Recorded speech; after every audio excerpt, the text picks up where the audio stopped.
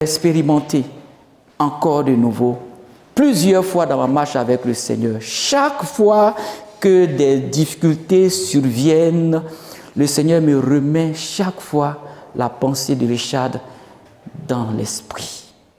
Dieu est un Dieu qui parle. Dieu est un Dieu qui se révèle. Croyant, croyante, bien-aimé dans le Seigneur. Jésus ne veut pas que tu sois faible, que tu demeures dans la faiblesse, mais quand il y a la faiblesse, il est là pour te donner la force. Est-ce que tu me comprends? C'est pour cela, à partir de nos faiblesses, Dieu manifeste sa grâce. Il y a des choses, parfois, si ce n'était pas dans notre vie, ouh là là, on allait penser qu'on est tellement puissant, qu'on est tellement fort. Parfois, on allait prendre Bible comme ça pour dire, Bible là, ce n'est rien. Je marche là-dessus, je déchire. Il y a des gens aujourd'hui qui se disent hommes de Dieu qui prennent Bible comme ça et puis qui déchirent. Parce qu'ils font miracle. Mais ton miracle que tu fais là, c'est sur quelle base? Sur la base de la révélation ou sur la base des esprits impurs? Or, ce qui ne se fait pas sur la base de Dieu est faux. Le chemin de la vie, Jésus est le chemin, la vérité et la vie. Nul ne vient au Père que par lui. Tout ce que tu vas faire qui n'a pas un fondement biblique est faux. Tu es dans le mensonge, tu es dans la séduction. Et l'un des signes du dernier temps, c'est la séduction.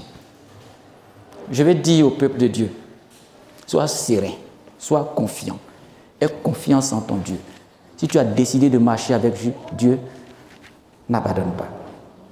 C'est vrai que tu peux pleurer quelquefois face à la maladie, face à cette échade. Seigneur, je prie, tu ne m'as pas encore exaucé. C'est vrai, ça peut arriver. Tu pleures même.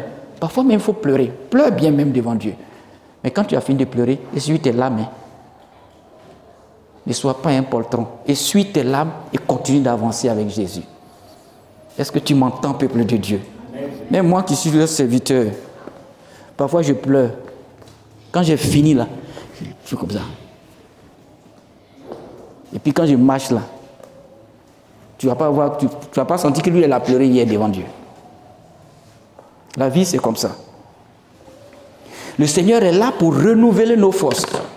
Il n'a pas dit de ne pas pleurer. Jésus même a pleuré. Jésus pleura. Mais Jésus dans son ministère, il ne faisait pas que pleurer. Tu as fini de pleurer, lève-toi, continue la marche. Il y a beaucoup de choses à faire encore. Il y a un chemin à parcourir avec le Seigneur. Alléluia. Et ce que je suis en train de vous dire encore est biblique. Ce n'est pas une invention. Tout à l'heure, regardez un peu dans le cas de Élie. Voici Élie, un prophète du Seigneur, qui avait accompli des choses extraordinaires. Et puis généralement, est-ce que vous savez, peuple de Dieu, c'est après des grandes victoires là, que le diable a remis sa queue. Voici Élie, il a prié pour qu'il ne pleuve pas. Le ciel s'est fermé. Le ciel s'est fermé. Il n'a pas plu. Il a reprié encore. Le ciel s'est ouvert et puis il a plu. Après ça, il y a eu confrontation entre lui et les prophètes de Baal.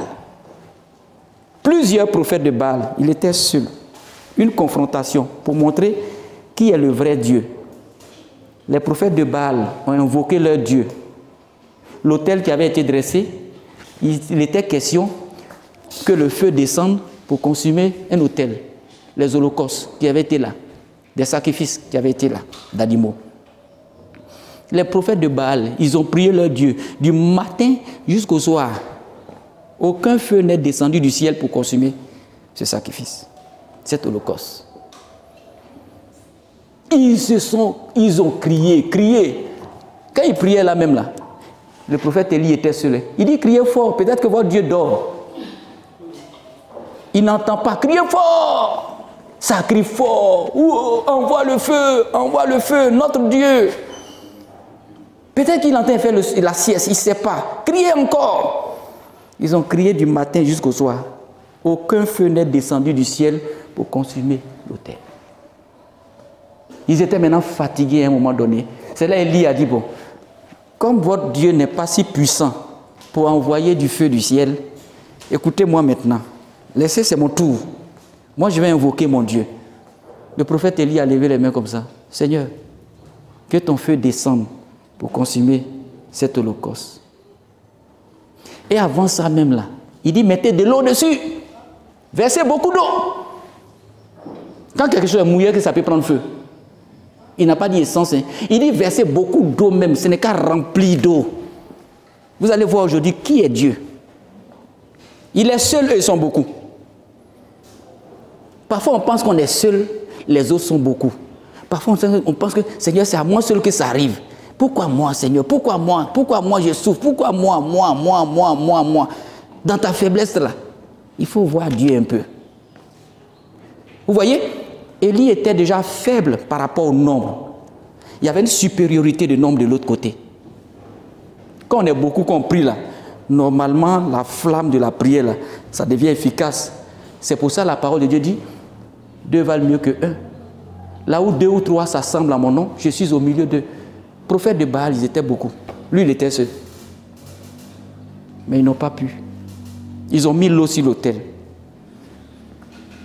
C'est là Élie a pris la parole. Il dit d'accord, versez encore beaucoup d'eau. Remplissez même l'eau. Il faut que ça baigne même dans l'eau. C'est-à-dire que le sacrifice, l'holocauste, là, ce n'est qu'être trempé même dans une bassine d'eau. Ils ont mis ça. Il dit, bon, écoutez-moi maintenant. Moi, je vais appeler aussi mon Dieu. Quand il a appelé son Dieu, là, le feu est descendu du ciel et ça a consumé l'autel devant eux. Alléluia. Voilà ce que Dieu fait. Parce qu'il a placé sa confiance en Dieu. Il n'a pas regardé les hommes. Quand tu places ta confiance en Dieu, là, Dieu répond. Dieu t'assiste, Dieu te guide. Apprenez à fixer votre regard sur le Seigneur. Vous allez voir, même si vous êtes dans une faiblesse, un nombre inférieur, Dieu va glorifier son nom. Dieu n'a pas besoin de foule, je vous assure, peuple de Dieu. Les bains de foule, on les aura. Dans tous les cas, quand tu es patient, tu auras ton bain de foule. Avant d'être président de la République, là, ils ont galéré d'abord. Et puis après, quand ils ont été présidents, il y a bain de foule. Quand ils sont dans la voiture comme ça, ils lèvent les mains comme ça. Et puis ils sont là. Et puis la foule, oh, président, président, président. Mais avant ça, là, il a galéré. Il est passé de village en village. De village en village, on ne le connaissait même pas. On ne les connaissait même pas. Pour se faire connaître. Tu es en train de passer de village en village. Tu es en train de s'aimer progressivement. Le bain de foule viendra. Mais sache que dans ta faiblesse là, où tout le monde ne te connaît pas là, où tu es en train de te saigner là, c'est vrai, il aura des échades. C'est là même il y a la trahison. C'est là même les gens viennent même prennent même pas en considération ce que tu fais. C'est après avoir fait tout ça que demain, quand la gloire de Dieu se manifeste dans ta vie, c'est là que tu vois que Dieu est réel. C'est pour ça, ne sombrez pas dans la négligence du travail de Dieu. Gardez toujours le cap. Dieu est là pour vous fortifier. Élie a prié, le feu est descendu, ça a consumé. 2 victoires. Il a prié pour qu'il ne pleuve pas. Il n'a pas plu pendant plusieurs mois. Il a prié pour que la pluie vienne. La pluie est revenue. Il a prié lorsqu'il y a eu une confrontation entre lui et les prophètes de Baal. Là encore, il les a vaincus. Son Dieu a entendu sa prière et l'holocauste a été consumé. Vous pensez que de vous à moi, peuple de Dieu, un tel homme, après toutes ces victoires, Satan va le laisser? Je peux te dire maintenant que après une victoire, le diable sera là. C'est ce qu'on appelle le plus souvent effet secondaire. Vous qui prenez des comprimés là, tu prends un médicament pour être guéri, non? Mais il y a des effets secondaires. À l'écoute de la parole de Dieu. Retrouvez-nous sur nos pages Twitter, Instagram et YouTube. Que Dieu vous bénisse.